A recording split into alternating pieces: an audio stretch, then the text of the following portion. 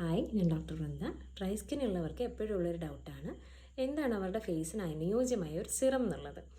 Hyaluronic acid based ആയിട്ടുള്ള serums തന്നെയാണ് ഏറ്റവും ബെനിഫിഷ്യൽ. കാരണം ഈ മോളിക്യൂൾ വാട്ടർ റീറ്റെയിൻ ചെയ്യാനും അതുപോലെ തന്നെ മോയ്സ്ചർ ലോക്കിങ് ചെയ്യാനും വളരെ ബെനിഫിഷ്യലാണ്. അവരുടെ മോളിക്കുലർ വെയ്റ്റിനെക്കാട്ടിലും ഏതാണ്ട് 1000 ടൈംസ് വാട്ടർ റീറ്റെയിൻ ചെയ്യാനുള്ള കപ്പാസിറ്റി മോളിക്യൂൾസിനുണ്ട്. അപ്പോൾ ഇതിൻ്റെ പേര് കേൾക്കുമ്പോൾ ചിലർക്കെങ്കിലും ഒരു ഡൗട്ട് ഉണ്ടാവും, ഇത് അസിഡിക് ആണോ, അതുകൊണ്ട് എക്സ്ഫോളിയേഷൻ കൂട്ടുമോ ഇറിറ്റേഷൻ കൂട്ടുമോ എന്നൊക്കെ ഉള്ളത്. അങ്ങനെയല്ല, ഇതിൽ പേരിൽ മാത്രമേ ഉള്ളൂ ഈ അസിഡിക്ക്. ശരിക്കും ഇതൊരു ഷുഗർ മോളിക്യൂളാണ്. അത് മാത്രമല്ല, ഇത് നമ്മുടെ ബോഡിയിൽ നാച്ചുറലി ഉണ്ടാവുന്നതാണ്. നമ്മുടെ സ്കിന്നിലാണെങ്കിലും ജോയിൻസിലാണെങ്കിലും മറ്റ് കണക്റ്റീവ് ടിഷ്യൂസിലൊക്കെ തന്നെ നാച്ചുറലി ബോഡി ഉണ്ടാക്കുന്ന ഒരു മോളിക്യൂളാണിത്. അപ്പോൾ അതിൻ്റെ പ്രോപ്പർട്ടി അല്ലെങ്കിൽ അതിൻ്റെ ഫംഗ്ഷൻ തന്നെ വാട്ടർ റിറ്റെയിൻ ചെയ്ത് ഹൈഡ്രേഷൻ മെയിൻറ്റെയിൻ ചെയ്യുക എന്നുള്ളത് തന്നെയാണ്. അപ്പോൾ ഏജ് ആകുമ്പോഴത്തേനും നമുക്കറിയാം, ഏജ് പ്രോഗ്രസ് ചെയ്യുന്നതനുസരിച്ച് പല സാധനങ്ങളും ഡിപ്ലീറ്റ് ആവും. അതുപോലെ തന്നെ നമ്മുടെ ബോഡിയിൽ ഈ മോളിക്യൂളും ഡിപ്ലീറ്റ് ആവും. അതുകൊണ്ടാണ് ഹൈഡ്രേഷൻ പ്രോപ്പർ ആവാത്തതും സ്കിന്നിനാണെങ്കിൽ ഒരു സപ്പിൾ ലുക്ക് ഉണ്ടാവാതെ ഒരു ഗ്ലോ ഒക്കെ പോയിട്ട് ഒരു റിങ്കിൾസ് വരികയും ലൈൻസ് വരികയൊക്കെ ചെയ്യുന്നത്. അപ്പോൾ നമുക്ക് എന്താണ് ചെയ്യാൻ പറ്റുക?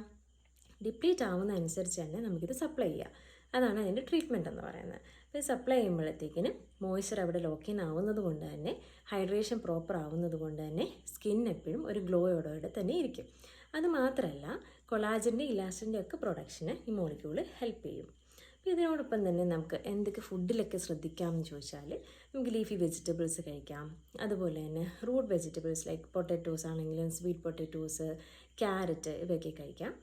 ബോൺ ബ്രോത്ത് നല്ല എഫക്റ്റീവായിട്ടുള്ളൊരു ഫുഡ് ഐറ്റം തന്നെയാണ്. അതുപോലെയാണ് നട്ട്സ്, ആൽമണ്ട്സ് ആണെങ്കിലും വാൾനട്ട്സ് ആണെങ്കിലും ഫ്ലാക്സ് സീഡ്സ് ആണെങ്കിലും അങ്ങനെ പല ഫുഡിലും നമുക്ക് കാര്യങ്ങൾ ശ്രദ്ധിച്ചു കഴിഞ്ഞാൽ നമ്മുടെ സ്കിൻ ഹെൽത്തി ആയിട്ട് ഇരിക്കും. പിന്നെ നമുക്ക് പ്രധാനമായിട്ട് അറിയേണ്ടത് എങ്ങനെയാണ് ഈ സിറം നമ്മൾ അപ്ലൈ ചെയ്യേണ്ടത്.